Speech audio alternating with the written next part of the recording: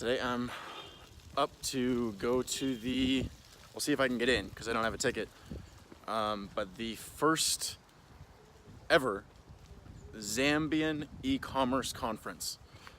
No idea what it's going to be like, but someone at the Startup Grind event I went to last night informed me that this was an event and that this was happening. So I'm going to go check it out and see what kind of things they have going for e-commerce. It was funny trying to buy a ticket online last night. The only tickets they had available were tickets that you could purchase and then you actually had to get it delivered to you. So I didn't buy it last night, but we'll see what happens if I show up at the door. So even in Zambia, middle of Africa, this is the first, but they're starting to have e-commerce conferences. So it's definitely coming. Things are definitely going to be changing. Let me welcome you to the second day of e-commerce Expo. Please do not that a lot of us turn up on the second day. Sometimes people disappear. We have networking to do, as well as looking at the exhibitions behind us. So with those comments, let me once again welcome you. If you look at our market, if you look at Zambia particularly, we're discussing Zambia, you realize that we are actually in the second stage where we know about it.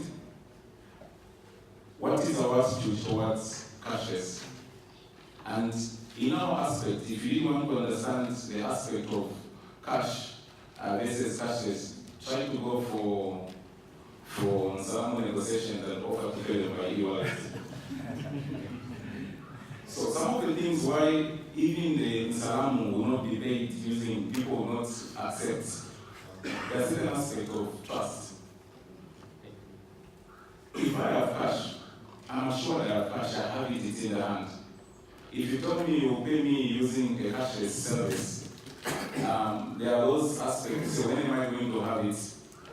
What if I don't have it? Yesterday we looked at aspects or examples of people who have gone to an ATM to draw cash to walk into ShopRite or any shop.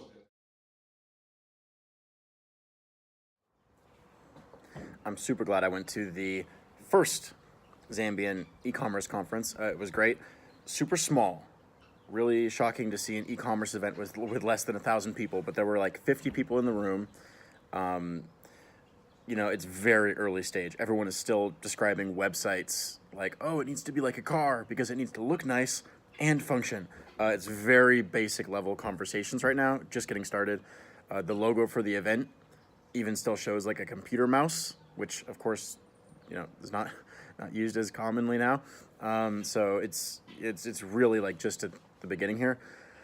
E-commerce website, there was an e-commerce website. They're trying to basically be like Amazon. I asked, okay, so how many SKUs do you have? Basically they have 20 SKUs, not 20,000, not 20 million like Amazon. They have 20 SKUs. A lot of these companies, they're starting with capital, starting with like $1,000 capital, and that's how they're getting started, like real startups. People, rather than running a lot of ads, are still doing a lot of just Facebook groups and posting, hey, we have these shoes, hey, we have these new kind of jeans available. It's like really, you know, still running around at quite a sketchy early stage way.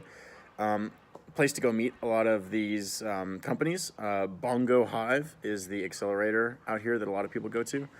One of the biggest companies that's doing great is Musanga Logistics. They are basically like a Uber for package delivery, relatively inexpensive. They just raised $350K from some Silicon Valley companies, so actually getting some funding out here, and they got a nice app. Looks like it's going somewhere. A couple big takeaways. Blocking e-commerce in Africa, you have obviously the trust. What really surprised me though is just the cost of internet access is still a big blocker here. Just the fact that you have to download a lot of HD product images to know what you're buying, that is the barrier. It's not the cost of the product, it's the cost of being able to view the product. It's basically like if you were going into Walmart, but you had to pay $20 every time you just walked in the door of Walmart. And then also the payment gateways just don't exist. It's difficult to get money to actually go between people online. Another takeaway, mobile and cell phones. It's going to be huge. Whereas in the US and a lot of other places, we're used to having the computer and the phone. in Africa, a lot of people, they don't buy a laptop. They only have the cell phone. So, you think mobile ads is a big thing in the US or in the UK. No, mobile ads is going to be like everything on a global scale for all these people who are coming onto the internet, and they've never even owned a desktop computer ever. Interesting also, it's not just about collecting data here in Africa, because the data does not exist, because people don't even have a cell phone to begin with, or they've never been on a computer, or they don't create a lot of data. So it's not just about like Google tracking everything and then collecting data.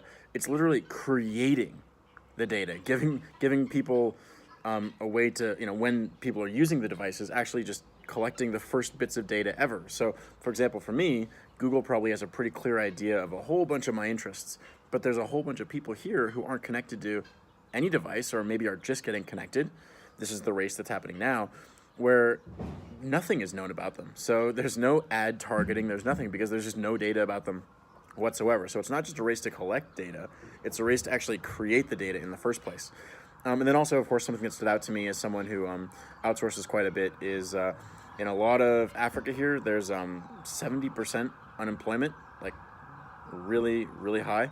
And then also very low wages. So options for outsourcing. I wonder if things might move from the Philippines and from India. And as soon as Africa gets a better internet connection, you might have a lot more freelancers coming from these countries. And I think, they have an opportunity to get paid a lot more than the current minimum wage, which for some jobs here is $100 a month. And it used to be, no joke, $50 a month.